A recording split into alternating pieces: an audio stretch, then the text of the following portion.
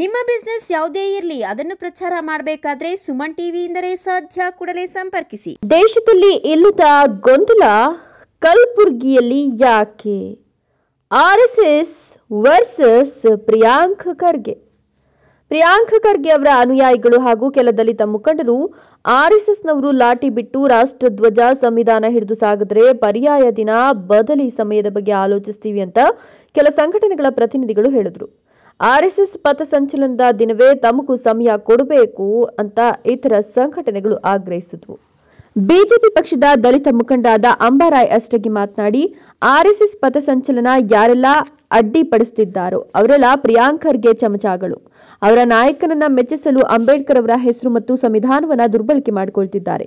ಪ್ರಿಯಾಂಕ್ ಖರ್ಗೆ ಒಬ್ಬ ಪ್ರಚಾರದ ಹುಚ್ಚ.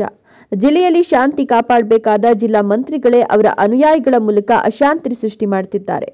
ಪ್ರತಿಭಟನೆ ಪಥಸಂಚಲನ ನಡೆಸಲು ಬಾಬಾ ಸಾಹೇಬ್ರು ಬರೆದ ಸಂವಿಧಾನದಲ್ಲೇ ಅವಕಾಶ ಇದೆ. ಲಾಠಿ ಬಿಟ್ಟು ಬನ್ನಿ ಎನ್ನಲು ನೀವ್ಯಾರು ಅಂತ ಪ್ರಶ್ನಿಸಿದ್ರು. ಆರ್ಎಸ್ಎಸ್ ಪರ ಇರುವ ಕೆಲವು ದಲಿತ ನಾಯಕರು ಮಾತನಾಡಿ, ಪ್ರಿಯಾಂಕ್ ಖರ್ಗೆ ಅವರೇ ನೇರವಾಗಿ ಕೋಮುಗಳ ನಡುವೆ ತಂದಿಡುತ್ತಿದ್ದಾರೆ. ಅಕ್ರಮ ಮರಳು ಸಾಗಾಣಿಕೆ, ಅಕ್ರಮ ಮದ್ಯ ಮಾರಾಟ, ಇಸ್ಪಿಟ್ ದಂಧೆ, ಇತರ ಕಾನೂನು ಬಾಹಿರ ಚಟುವಟಿಕೆಯಲ್ಲಿ ಕಲಬುರಗಿ ಮೊದಲ ಸ್ಥಾನದಲ್ಲಿದೆ ಅಂತ ಹೇಳಿದ್ರು.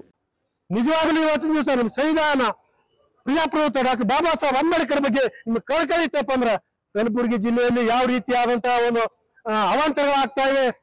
ನಿಮ್ಮದೇ ಆದಂತಹ ಒಂದು ಚಿತ್ತಾಪುರ ಮತಕ್ಷೇತ್ರದಲ್ಲಿ ಕಾಗಿಣೆ ನದಿ ಬರಿದಾಗ ಹೋಗ್ಯದ. ಸುಮಾರು 2,000 ಕೋಟಿ ರೂಪಾಯಿ ಅಕ್ರಮ ಮಣ್ಣುಗಾರಿಕೆ ಆಗ್ಯದ. ಇದು ನಾ ಹೇಳ್ತಾ ಇಲ್ಲ, ಇದು ನಿಮ್ಮದೇ ಸರ್ಕಾರದ ಅಧಿಕಾರಿಗಳು ರಿಪೋರ್ಟ್ ಕೊಟ್ರ. ಒಬ್ಬನೇ ಒಬ್ಬ ವ್ಯಕ್ತಿಗೆ ಇವತ್ತಿನ ದಿವಸ ನೀವು ಸಸ್ಪೆಂಡ್ ಮಾಡಿದ್ರ, ಒಬ್ಬನೇ ಒಬ್ಬ ಅಧಿಕಾರಿ ಮೇಲೆ ನೀವು ಆಕ್ಷನ್ ತಗೊಂಡ್ರ? ಮಾಡಲಿಲ್ಲ ನೀವು.